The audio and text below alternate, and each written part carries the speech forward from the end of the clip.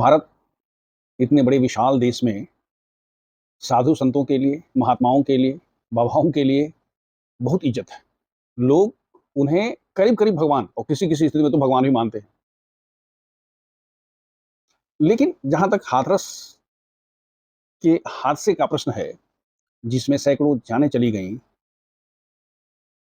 ये इसके पीछे का कारण क्या है? देखिए, जो हमारा पूरा समाज है, सामाजिक ताना-बाना में जो सबसे अंतिम पायदान या पायदानों पर लोग हैं, जो बहुत गरीब हैं, जिनको 2 जून के खाने के लिए भोजन भी उपलब्ध नहीं है। भाई, आप सोच के देखिए ना कि इस देश में करीब-करीब 80 करोड़ लोगों को चावल-दाल दिया जा रहा है सरकार की तरफ से। यानी उनके पास मूलभूत आवश्यकताएँ को भी पूरा करने के लिए उनके पास नहीं है। सरकारें भी कर रही हैं, पॉलिटिशियंस भी कर रहे हैं, लोग हेल्प कर रहे हैं या करने का उपक्रम कर रहे हैं। अपने ढंग, अपने हिसाब और अपने फ़ायदे के अनुसार इनकी सहायता की जा रही है। लेकिन जो गरीबी और अशिक्षा है, इससे तो इनका जीवन-जीवन का, पीढ़ी दर पीढ़ी का संबंध हो गया है। और ऐसा नहीं है कि ये लोग मेहनत नहीं करते हैं। सबसे बड़ी बात ये है कि एक बार जो गरीब है, तो उससे निकलने में ऐसा नहीं कि 1-2 पीढ़ी के बाद वो निकल जाएगा, कोई ज़रूरत नहीं है। हम अपवादों की बात नहीं कर रहे हैं। लेकिन अधिकांशतः केसेस में अगर गरीब है तो उसका बच्चा गरीब ही रहेगा। कारण अशिक्षा। हम सब दे रहे हैं, लेकिन उसको जिस दिन हमने समाज के अंतिम लाइन में खड़े लोगों के लिए समुचित शिक्षा की व्यवस्था कर दें, कायाकल्प हो जाएगा। ये कभी नहीं होगा। खैर, ये एक दूसरा पक्ष है, इसके बारे में कभी बाद में चर्चा करेंगे। जो गरीब मज़दूर, किसान, पिछड़े हुए, अति पिछड़े लोग हैं, ऐसा नहीं कोई मेहनत नहीं करते। वो सुबह से लेके शाम तक, अगर दूसरे लोग 6 से 8 घंटा काम करते हैं, तो ये 12-12 घंटा काम करते हैं। लेकिन फिर भी इनकी स्थिति में सुधार नहीं होता है। जब सब कुछ करने के बावजूद कोई चेंज नहीं आता है, तो फिर इनकी नज़र घूमती है उनकी तरफ। कहीं से कोई चमत्कार हो जाए, किसी कृपा हो जाए, कोई अनुकंपा हो जाए और तभी शुरू होता है साधारण लोगों का भीड़ बनना। भीड़ बन का फॉलोवर अनुयायी बनना, भक्त बनना। और कब एक साधारण सूरजपाल सिंह सिरोही, नारायण सरकार हरि और उसके बाद भोले बाबा बन जाते हैं, ना भीड़ को पता होता है, ना उनको पता होता है। हम भोले बाबा के झार के उत्तर प्रदेश, हरियाणा, राजस्थान, मध्य प्रदेश वगैरह में फैले हुए मैं भक्तों को सम्मान देते हुए हम प्रश्न नहीं उठा रहे हैं। लेकिन और उसकी चर्चा भी नहीं कर रहे हैं। हम उनकी वेशभूषा की बात नहीं करते हैं। हम उनके इस बात की भी बात नहीं करते हैं कि साहब वो डोनेशन नहीं लेते हैं, इसके बावजूद भी उनकी प्राइवेट फ़ौज है। लोग बताते हैं, जो प्रेस मीडिया बताती है और इतने बड़े-बड़े आयोजन होते हैं। हम ये भी नहीं कहते हैं कि साहब वो मानव सेवा की बात नहीं करते हैं। भई, कुछ तो है, तभी लोग उनको भगवान मान रहे हैं या उनको विष्णु का अवतार मान रहे हैं। लेकिन प्रश्न ये है कि जब ऐसे हादसे होते हैं, जिसमें सैकड़ों जानें जाती हैं, लोग घायल हो जाते हैं, उसके लिए ज़िम्मेवार कौन? तो कारण तो पता हो गया कि साहब वो गरीबी और शिक्षा है। उनको कोई न कोई एक चाहिए जिसको वो पकड़ के रखें, जो उनका कायाकल्प कर दे, जो उनका सब कुछ बदल दे, जो कभी होता नहीं है, कभी नहीं होगा। और यहीं से शुरू होता है इस तरह के बाबा लोगों के पास जाने का, उनकी कृपा के लिए। हम सबकी बात नहीं कर रहे हैं।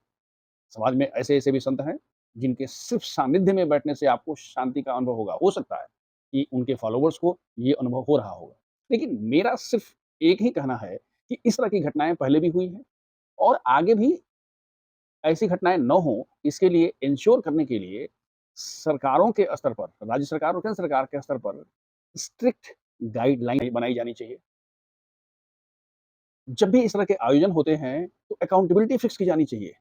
अभी क्या है, भाई जो आयोजन करता है, गए उन्होंने कह दिया कि भई अभी जाँच होगी, क्या-क्या होगा? नहीं, जब कभी भी ऐसी बात होती है, तो अकाउंटेबिलिटी फिक्स हो और जो अभी नए कानून है, उसके अनुसार क्या हो जाए? उनके अनुसार जवाबदेही फिक्स करके और लोगों को उसके अनुसार अगर ऐसी कोई घटना होती है, तो उनको उनको दंड मिले। लेकिन जो अभी एक जनरल सिस्टम है कि साहब वो गया, आपने एसडीएम के यहाँ दे दिया, एसडीएम के यहाँ यही काम थोड़े है, हज़ारों काम है उनके यहाँ भी। उन्होंने देख लिया भाई कौन है, हाँ, अच्छा चलो भाई दे दिया, परमिशन दे दिया। नहीं, इसके पहले देखा जाना चाहिए कि अगर 80,000 लोगों की व्यवस्था की बात होती है, तो आप अलग से फ़ोर्स की माँग करिए। आप शुरू होने से पहले ऑडिट करिए। लोगों के परमिशन देने वाले लोगों को, ऑडिट करने वालों की अकाउंटेबिलिटी फिक्स करिए। ये अब ये कोई कहता है कि साहब अंदर जो है उनकी जो व्यवस्था अपना देखना है। अरे भई आप तो सरकार, तो आप चला रहे हैं, परमिशन आप दिए हैं। लोगों के जान-माल का खतरा अगर है, तो आप मना कर दीजिए ना। ऐसे तो बहुत से ऐसे कार्यक्रम हैं जो डिप्टी कमिश्नर परमिशन नहीं देते हैं, लोग हाई कोर्ट जाते हैं और उसके बाद फिर परमिशन मिलता है, नहीं मिलता है, वो दूसरा इश्यू है। एक और बात है कि जब भी इतनी बड़ी संख्या में जब लोग आने वाले हैं, तो हॉस्पिटल्स और वहाँ पर इमरजेंसी के लिए जो व्यवस्थाएँ हैं, भई पहले से तैयार किया गया है क्या? मॉक ड्रिल हुआ क्या? उनको पहले से इसके लिए साउंड किया गया है क्या कि भई ये कार्यक्रम चल रहा है? मतलब ये मान के चलना पड़ेगा कि ऐसा कुछ हो सकता है। तो जो घायल हैं, जो बच सकते थे उनको बचाया जा सकता है। नहीं तो लोग भई छोटी-सी व्यवस्था है और उसमें आपने इतना बड़ा आयोजन के कर दिया कि लोगों को जगह नहीं मिल रही है, लोग यहाँ से वहाँ भाग रहे हैं। पूरा एडमिनिस्ट्रेशन पैनिक की स्थिति में आ जा रहा है। मैं यही कहने की कोशिश कर रहा हूँ कि इस तरह का प्रोग्राम जब भी शुरू होता है या परमिशन दिया जाता है, तो पहले एक-एक चीज़ की व्यवस्था कर ली जाए। भई एक हाई लेवल कमिटी बना कर के और आप एक स्ट्रिक्ट गाइडलाइंस तैयार करा दीजिए, जो पूरे देश में लागू हो जाएगा। और जो सबसे महत्वपूर्ण है कि इस तरह के जो बाबा लोग हैं, अगर ऐसा कुछ होता है, तो सरकार इतना कुछ तो कर रही है। भई ज़रा इनका भी ध्यान रखा जाए ना, कि जो हो रहा है, कहीं ऐसा तो नहीं है कि इसमें गरीब या मज़दूर या अशिक्षित लोग बेवकूफ़ बन रहे हैं? अगर है, तो इस तरह की स्थिति आने से पहले ही रोक दिया जाना चाहिए। किसी भी बाबा लोग, किसी भी संप्रदाय या मिशन या धर्म के बारे में मैं कुछ नहीं कहना चाहता हूँ। मैं सिर्फ़ मेरी बात ये है और मैं सबको इज़्ज़त कर रहा हूँ, सबको रिस्पेक्ट की बात कर रहा हूँ। मेरी सिर्फ़ एक राय है कि देश से अशिक्षा और गरीबी को जितना जल्दी दूर किया जा सके, दूर किया जा सके। जब तक दूर नहीं हो जाता है, तब तक उनके जान-माल की हिफाज़त की जाए, धोखाधड़ी से बचाया जाए। ये सरकारी तंत्र और सरकारों का कर्तव्य है और समाज के जो अग्रिम पंक्ति में बैठे हुए लोग हैं, ये उनका भी कर्तव्य है।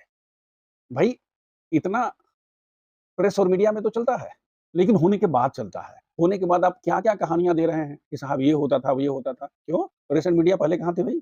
प्रेस एंड मीडिया को पहले भी सतर्क रहना चाहिए, पहले से देखना चाहिए, पहले से समाज को, सरकार को, लोगों को आगाह करना चाहिए, ताकि इस तरह की दुर्घटना न हो और लोगों में जो एक आस्था है, महात्माओं के प्रति, संतों के प्रति, कथावाचकों के प्रति, वो कम न हो, क्योंकि वो हमारी धरोहर है।